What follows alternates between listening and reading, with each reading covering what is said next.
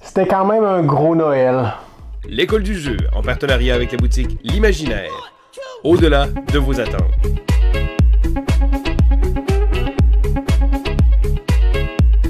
Hey, salut la gang, c'est JP pour l'école du jeu et bienvenue dans ce segment What's in the Box, vidéo dans laquelle je vous fais la présentation rapide de tous les jeux que j'ai reçus au courant des dernières semaines, principalement au mois de décembre. Comme vous avez pu le constater dans l'intro, on a 3 boîtes à offrir aujourd'hui. Ça totalise un peu plus d'une vingtaine de jeux et parmi ces boîtes, il y en a quelques-unes qui pourraient être pour vous. Oui, vous m'avez bien entendu, on prévoit faire tirer ou remettre certains des jeux dont je vais vous parler aujourd'hui. Alors ça mérite de porter une attention particulière et d'écouter la vidéo jusqu'au bout. Parmi les jeux dont je vous parle aujourd'hui, il y en a certains dont on vous a déjà fait la présentation sur la chaîne. Ici, ça fait déjà quelques semaines qu'on les a reçus et qu'on a eu l'occasion d'y jouer. Il y a certains jeux également que je vais remettre éventuellement à Sylvain pour qu'il puisse vous en faire la présentation. Et je commence par les jeux de cette grosse boîte.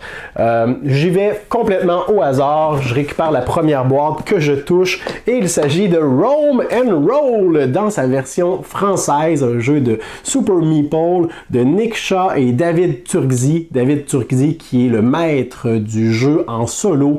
Je pense que c'est Anachronie, la version en solitaire, qui l'a vraiment fait émerger au sein de la communauté des joueurs solistes.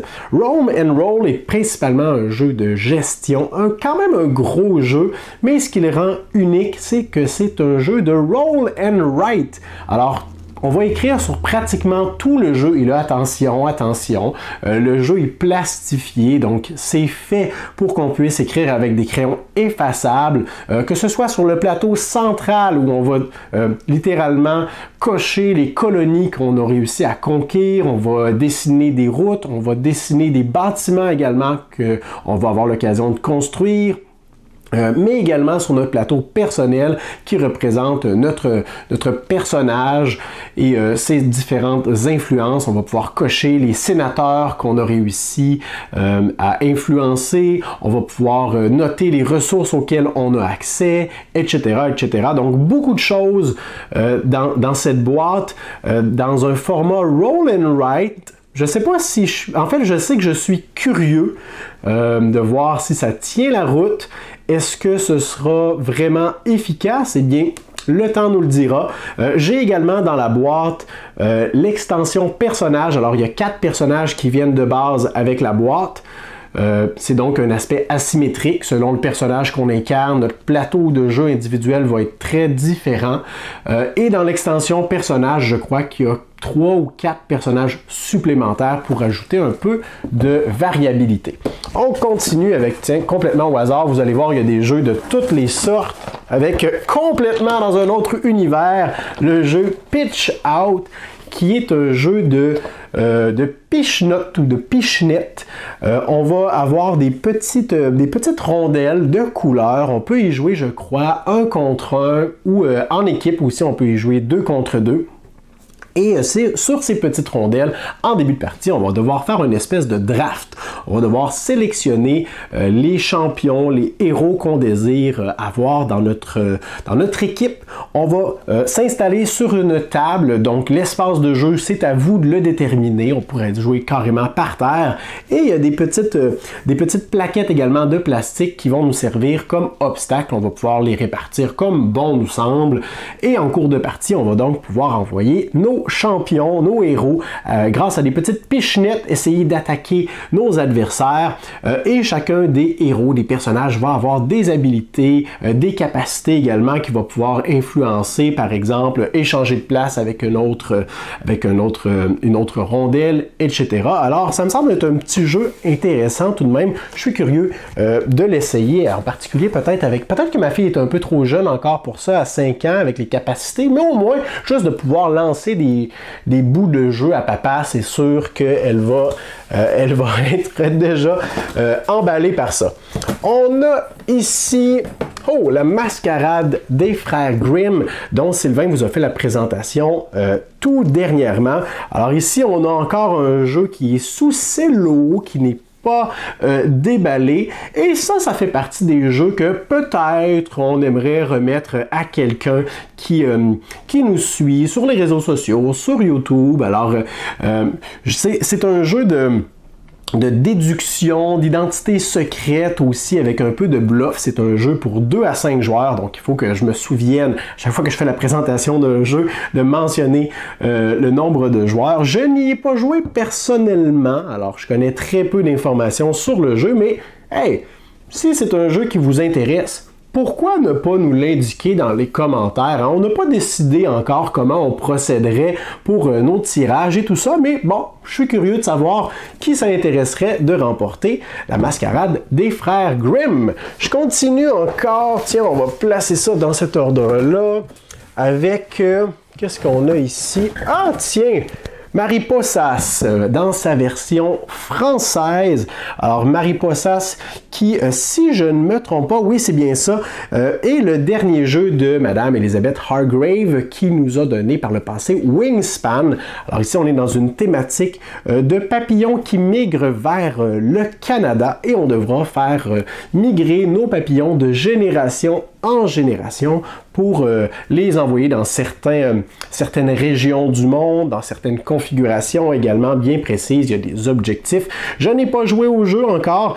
Sylvain va se faire un plaisir, bien évidemment, de vous faire la présentation de celui-ci dans les prochains jours ou les prochaines semaines. J'en ai aucune idée, mais c'est à surveiller. On a ici, tiens, un jeu tout est en train de dégringoler là-dedans. Alors, un jeu dont je vous ai déjà fait la présentation sur la chaîne, Lost Ruins of Arnak, un jeu pour 1 à 4 joueurs, et pour Mariposas, c'est vrai, c'est un jeu de 2 à 5 joueurs.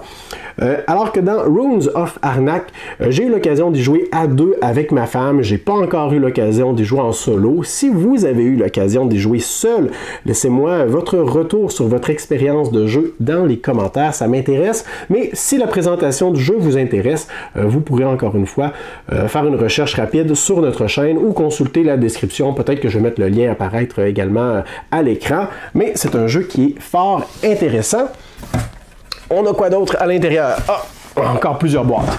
On a Candy Lab juste ici. Candy Lab qui est un jeu auquel je n'ai pas joué pour 2 à 4 joueurs. Un jeu qui va se jouer assez rapidement, là, une quinzaine de minutes, avec des petits bâtonnets de plastique translucides, de couleur tout de même, qui représentent des bonbons. Et à leur tour, les joueurs vont devoir jouer une carte qu'ils ont en main qui représente une espèce de configuration de bâtonnets, par exemple rose, bleu, et rose. Et au centre de la table, il y aura tout plein de bâtonnets qui seront alignés. Si on voit la configuration sur la carte, on peut retirer tous les bâtonnets concernés. Chacun des bâtonnets a des pouvoirs, des habilités, des capacités également qu'on peut déclencher au moment où on les retire. Et il y a toutes sortes de façons de faire des points de victoire en fin de partie, tant que les bâtonnets n'ont pas tous été retirés de la réserve. On continue avec... Tiens, ça c'est Sylvain qui va vous en faire la présentation aussi. Et même chose pour Ghost Adventure, un jeu pour 1 à 4 joueurs qui se joue environ 20 minutes. Et j'ai très peu d'informations à vous dire sur Ghost Adventure, si ce n'est que ça me fait penser un peu à Looney Quest.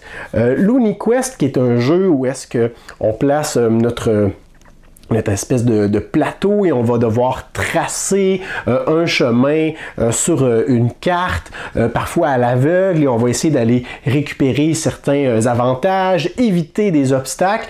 Et on n'est pas tout à fait ici dans le même style ici, mais ça me fait penser un peu à ça. On va avoir des toupies avec un lanceur également, littéralement comme dans Beyblade, pour ceux qui connaissent la série. Et on va devoir lancer notre toupie sur l'espace de jeu pour essayer de faire un trajet, également aller récupérer probablement des bonus, éviter des obstacles. Alors ça me semble être un jeu tout de même audacieux pour de jeunes enfants, bien que la boîte indique de 8 à 99 ans. Mais bon, je suis curieux de voir ce que Sylvain va en penser. Probablement que Naïma va faire une apparition pour vous donner son avis là-dessus aussi. Je continue avec, tiens, quelques petites boîtes ici. Alors, j'en sors 3 en même temps parce que ce sont des jeux de la compagnie d'édition de Lumberjack Studios ou Lumberjack Games. J'oublie toujours le nom complet de la... À moins que ce soit écrit juste ici. Non, il y a seulement leur logo. Une petite série de jeux avec un emballage intéressant, très très compact. On a même un petit seau d'approbation qui vient sceller la boîte ici, qu'on n'a pas le choix de refermer. Et la boîte s'ouvre de cette façon, elle est aimantée. On peut, en fait, ici, à l'intérieur, lorsqu'on l'ouvre de cette façon, on a toujours une présentation globale du jeu pour nous donner un aperçu rapide, un résumé des règles. Ça, c'est super. Et on ouvre ensuite la boîte, on a le contenu du jeu à l'intérieur. C'est souvent dans une espèce de petite pochette comme ceci qu'on retrouve le livret de règles et les éléments juste ici. On a 3 jeux ici un peu différents. Monster Café qui est un jeu pour 2 à 5 joueurs. Un jeu où on devra choisir des familles de monstres qui devront avoir comme mission de nous rapporter un café. Il y aura des cartes secrètes également qui seront face cachée et on devra en dévoiler à certains moments précis pour essayer d'aller récupérer ce qu'on a besoin pour avoir notre fameux café.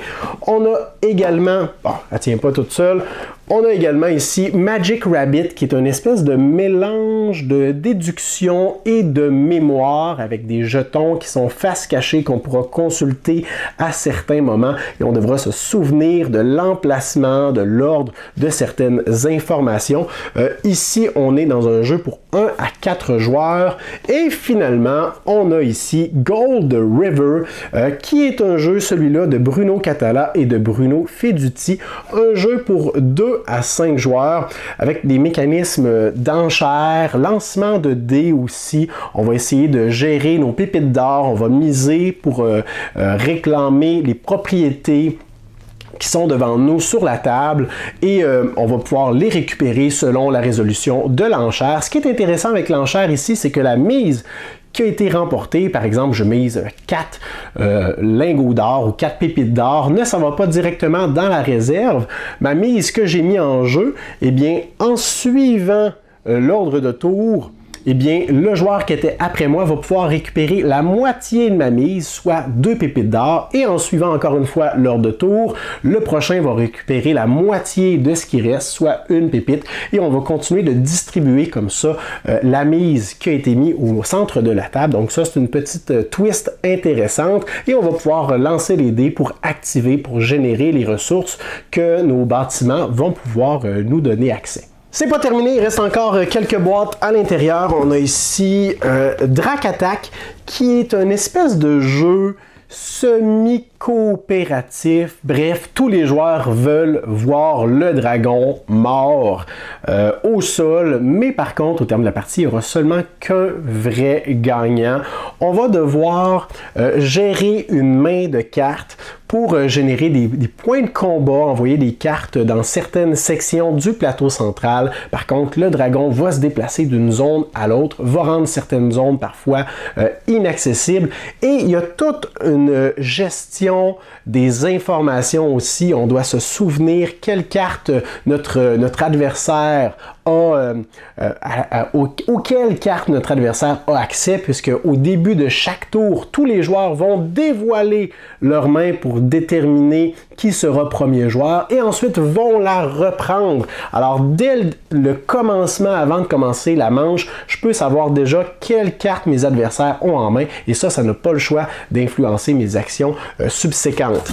La dernière boîte qu'on retrouve dans cette immense boîte-là, et ça c'est seulement la première, c'est Meeple Land. Alors, Meeple Land qui a une thématique que j'aime bien, celle de la construction d'un parc thématique, d'un parc d'attractions. Et bon, c'est un jeu de placement de tuiles, un jeu où est-ce qu'on devra également générer des revenus, puisque d'une manche à l'autre, les revenus dans le jeu vont diminuer. On n'aura donc pas le choix de mettre en place des attractions, des moyens d'attirer des touristes et de faire un peu d'argent également. Alors, il y a, je pense, un petit petit aspect d'enchère également, si je ne me trompe pas. J'y ai pas joué, j'ai pas regardé les règles vraiment non plus. C'est un jeu en passant pour 2 à 4 joueurs. Et donc, on va pouvoir attirer les touristes qui viennent d'autobus particuliers. On va pouvoir également récupérer des attractions qui sont soit très très grosses, plus petites, et on va devoir les disposer dans différents endroits dans notre parc. Donc ça également, c'est Sylvain qui va vous en reparler très prochainement. Je pense qu'il a assez hâte de mettre la main dessus. On a terminé pour la première boîte, laissez-moi aller chercher les autres. La prochaine boîte est un peu plus petite, mais il y a tout de même des jeux très intéressants à l'intérieur, dont un que je n'ai même pas réussi à camoufler derrière la boîte, tellement il est gigantesque. Il s'agit de Detective City of Angels. Alors, c'est un jeu pour 1 à 5 joueurs avec des scénarios. Je crois qu'il y a 8 scénarios différents dans la boîte du jeu de base. Il existe des extensions également. J'ai de fortes espérances pour une version éventuellement en français. Je ne sais même pas si c'est dans les plans. J'espère que oui. J'ai la version anglaise sous les mains. Mais c'est un jeu bien intéressant. C'est sûr que je vais vous en faire la présentation rapidement.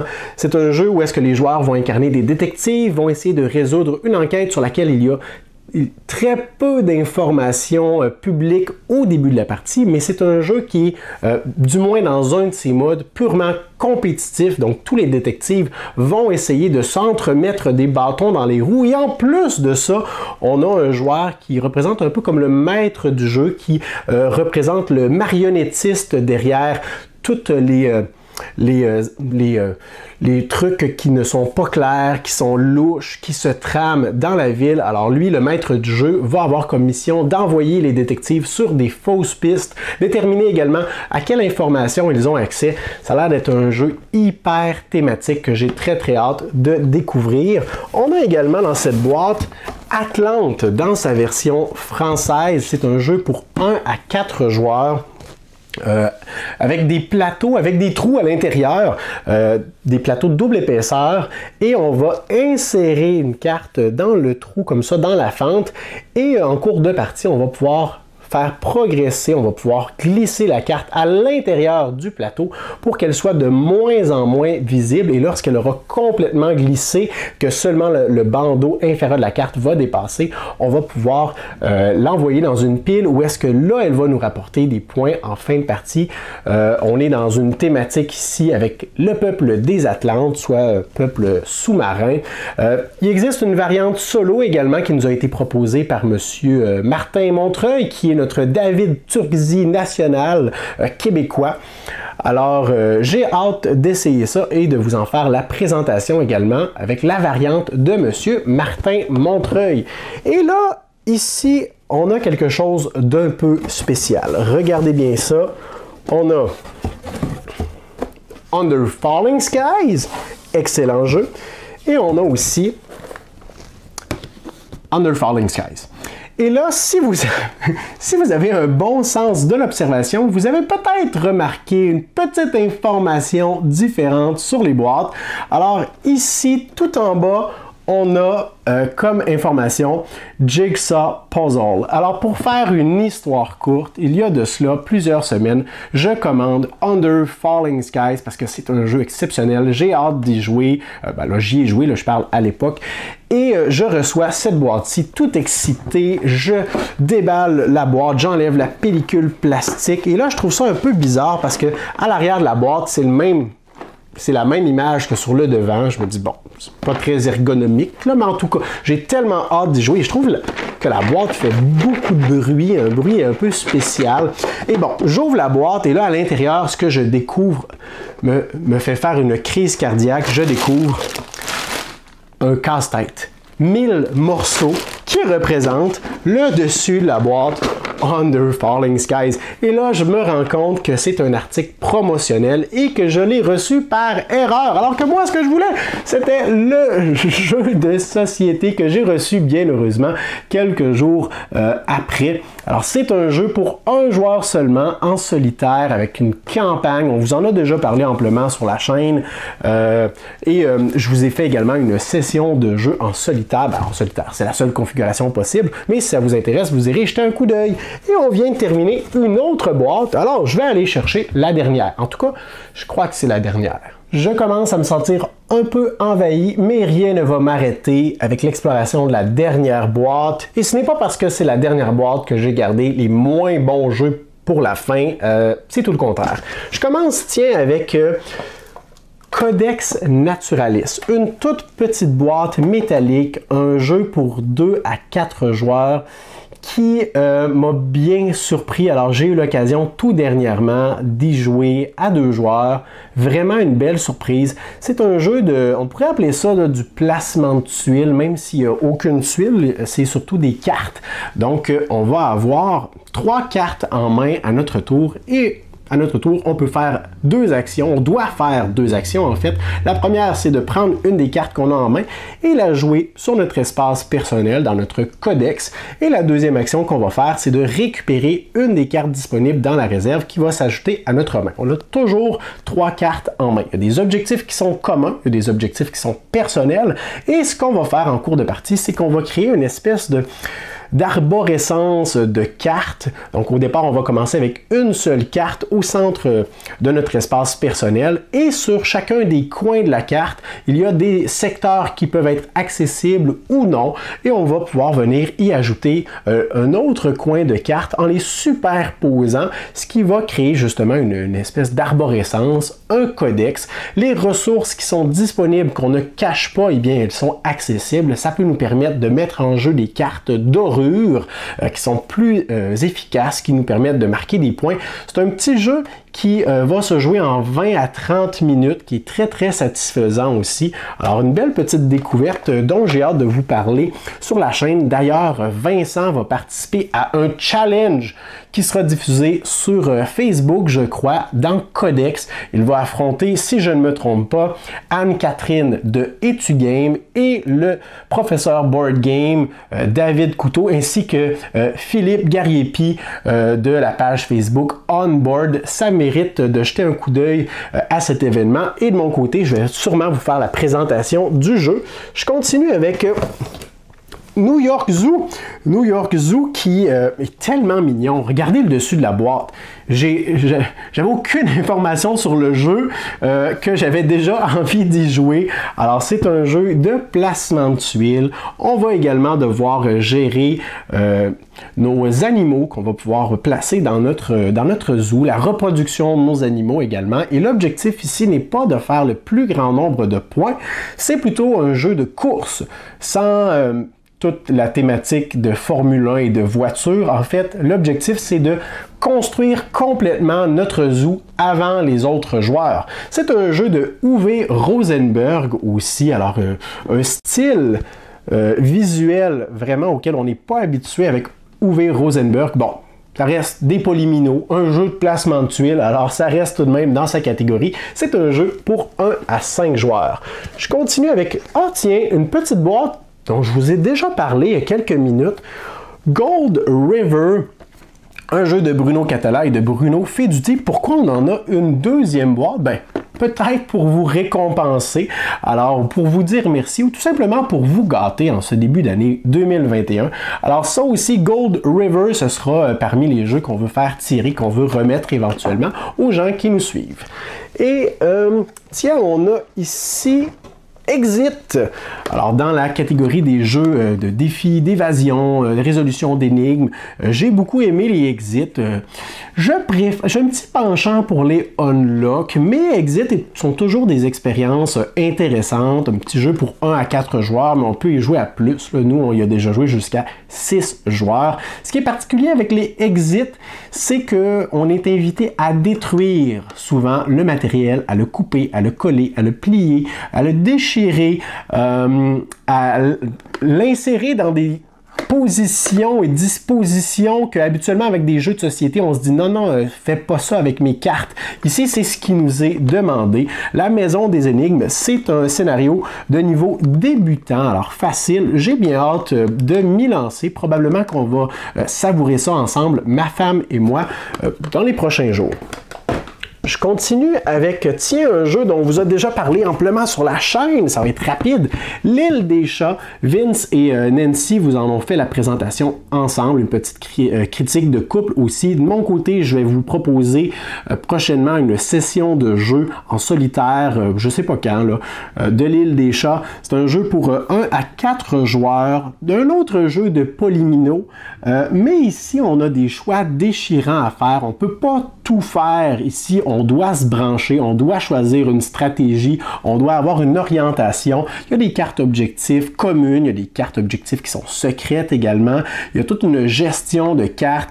Quels chats on va aller récupérer, ils ont des coûts différents, comment on va les disposer. Vraiment un jeu très, très, très intéressant. En plus, la thématique de sauver des chats sur une île qui sont voués à une mort certaine, c'est vraiment intéressant. On s'y croirait. Je veux sauver le plus de chats possible. Je continue avec, tiens, une boîte sous cello encore une fois, Vicomte du Royaume de l'Ouest dans sa version française. Ce sera également un jeu qu'on veut remettre à un de nos abonnés ou quelqu'un qui nous suit, tout simplement. Alors encore une fois, si ça vous intéresserait là, de recevoir un cadeau, là, je sais pas, là, je sais pas encore, je dis ça, je dis rien, là, mais indiquez-nous-le dans les commentaires, là, peut-être que ça influencera notre décision ou quoi que ce soit, mais pour l'instant, Vicomte du Royaume de l'Ouest s'ajoute à la pile des cadeaux éventuels qu'on veut remettre en début d'année 2021. En plus, c'est un super bon jeu. Je vous ai fait une présentation du jeu, une session de jeu en solitaire aussi. Alors, vous irez jeter un coup d'œil si vous n'avez aucune information sur le jeu. Et je termine avec la dernière boîte. Je pense que c'est l'une des plus grosses, ou en tout cas, pas loin d'aujourd'hui. Il s'agit de Dilemme du Roi. Alors, Dilemme du Roi, qui est un jeu vraiment, selon moi, intriguant. On est dans une thématique qui nous rappelle drôlement celle de Game of Thrones. C'est un jeu pour 3 à 5 joueurs. Les joueurs vont incarner des peuples ou des familles dans un royaume, justement, gouverné par un roi. Et il y a différentes situations, événements qui vont survenir et les représentants des familles influentes vont avoir des choix à faire. Et ici, il y a un immense potentiel pour le jeu de rôle.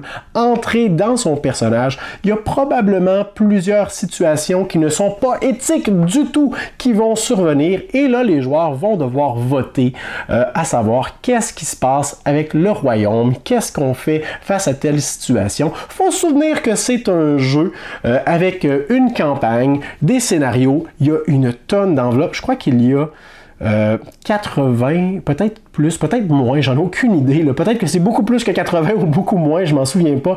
Mais il y a une tonne d'enveloppes qui sont scellées à l'intérieur. Il y a des autocollants aussi à découvrir. C'est un jeu Legacy, alors il y a des trucs auxquels vous n'aurez plus accès une fois que votre campagne sera terminée. J'ai aucune idée il y a combien de scénarios.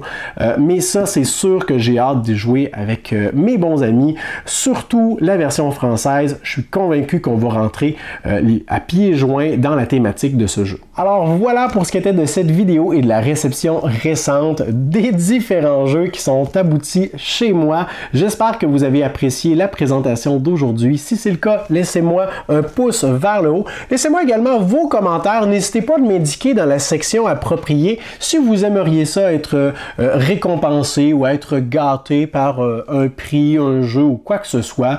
On va jeter un coup d'œil aux différents commentaires qu'on aura reçus. Et également, si c'est pas déjà fait, ben vous pouvez aller faire un tour sur notre campagne Patreon. Vous devez savoir qu'il y a certains jeux également qu'on va faire tirer, qu'on va remettre à nos contributeurs strictement sur Patreon, en plus d'une brochette d'avantages qu'on leur offre. Alors si c'est pas déjà fait, allez faire un tour et considérez nous supporter d'une façon particulière si vous le désirez. Considérez également vous abonner à notre chaîne si ce n'est pas déjà fait pour ne pas manquer nos prochaines vidéos à venir. Et moi je vous dis merci grandement pour votre écoute. À la prochaine.